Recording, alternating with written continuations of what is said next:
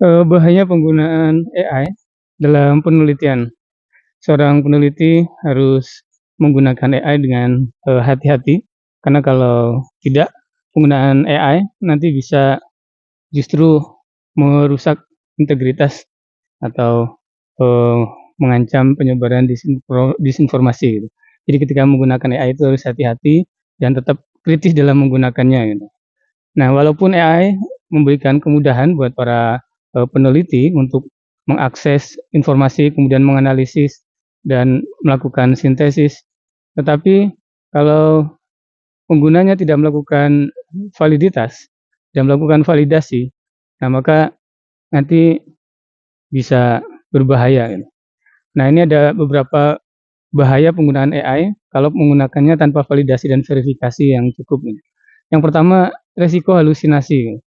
AI termasuk model, bahasa atau generated AI seperti ChatGPT atau alat yang sejenisnya, itu bisa menghasilkan informasi yang kelihatannya itu meyakinkan, bagus itu. Nah, tapi nggak sebenarnya nggak benar gitu atau tidak valid, tidak berdasar gitu. Nah, itu disebut dikenal dengan, halusinasi. Misalkan menyediakan, kutipan ke suatu artikel yang sebenarnya artikelnya itu nggak ada gitu. Terus menyebutkan statistik, berdasarkan hasil penelitian ini, nah ternyata penelitiannya nggak ada, atau hasil statistiknya seperti ini, sebetulnya di sumbernya tidak seperti itu gitu. Nah, dampaknya kalau tidak divalidasi, informasi itu nanti bisa masuk ke publikasi dan menyebabkan, penyebaran disinformasi. Jadi orang mengira itu benar padahal itu tidak benar gitu. Kemudian yang kedua, kesalahan interpretasi konteks ilmiah gitu. Jadi AI itu tidak punya pemahaman yang Eee, pas mengenai konteks atau filosofi metodologisnya ya. Jadi nuansa disiplin ilmu yang sedang disampaikan AI itu tidak, memahami sampai ke situ. Misalkan apakah satu teori itu masih relevan secara akademik gitu, kemudian apakah secara tempat tertentu itu secara lokasi itu juga masih valid bisa digunakan. Nah, AI tidak sampai ke sana. AI hanya menganalisis dari, kombinasi kata. Dampaknya, hal ini bisa menyebabkan kesalahan dalam penyusunan, kerangka teori, metodologi, atau bisa juga bahkan di kesimpulan penelitiannya gitu, kalau hanya mengandalkan AI tanpa berpikir kritis. Kemudian yang ketiga, menggunakan sumber yang tidak terverifikasi. AI itu kan menggunakan database publik, termasuk, website yang tidak semuanya itu peer review atau ada, pakar yang me-review tulisannya. Jadi tidak memenuhi standar ilmiah. Misalkan seperti blog atau artikel ilmiah, nah itu semuanya analisa oleh AI. Kalau itu digunakan atau menjadi dasar, itu dampaknya nanti kutipannya bisa bersumber dari, sumber yang tidak kredibel gitu. Jadi akan menurunkan, kualitas dan, keakuratan dari suatu karya ilmiah. Kemudian yang keempat, itu bisa memberikan ketergantungan tanpa pemahaman konseptual.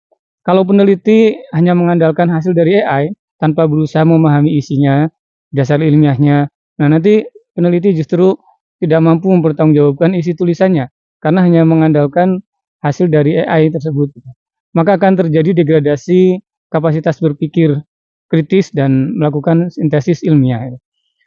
Nanti itu akan melanggar etika akademik karena penulisnya hanya menyalurkan hasil dari AI gitu. Jadi bukan memproduksi, tapi hanya mendistribusi, eee, hasil intelektual atau pemikiran AI.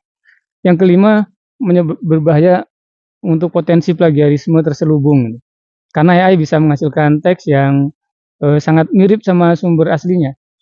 Nah, kalau tidak menyebutkan referensinya secara eksplisit, tidak melakukan parafrase, nanti pengguna hanya menyalin saja, itu bisa terjadi plagiarisme yang tidak disengaja gitu. Kemudian itu juga akan melanggar prinsip kejujuran akademik.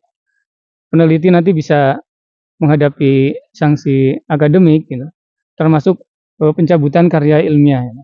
Jadi antisipasinya untuk menggunakan AI secara, etis di akademik tanpa mengorbankan, integritas, itu harus selalu melakukan validasi. Jadi hasil dari AI itu diperiksa kebenarannya, faktanya itu dibandingkan dengan, sumber yang valid, yang berdasar gitu.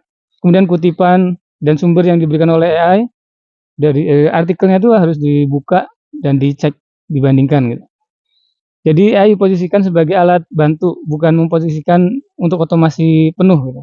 Jadi AI itu untuk mempercepat saja, tapi tidak menggantikan proses berpikir penelitinya gitu.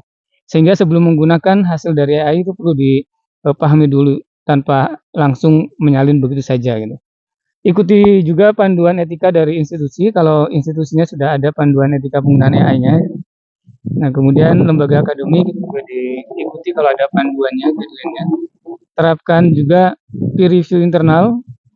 Jadi kita minta rekan kita, kolega yang pakar yang menguasai untuk melihat juga hasil dari generate AI itu.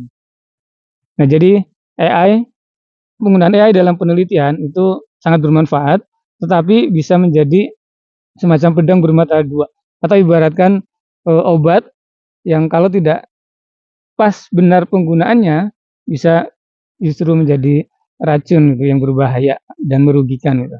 Jadi tetap perlu sikap skeptis, kritis, dan etis ketika menggunakan AI terutama dalam penelitian, termasuk juga dalam pembelajaran, pengajaran, belajar, produksi konten, sharing informasi dan lain sebagainya. Oke, terima kasih. Semoga bermanfaat. Bertemu lagi di video selanjutnya.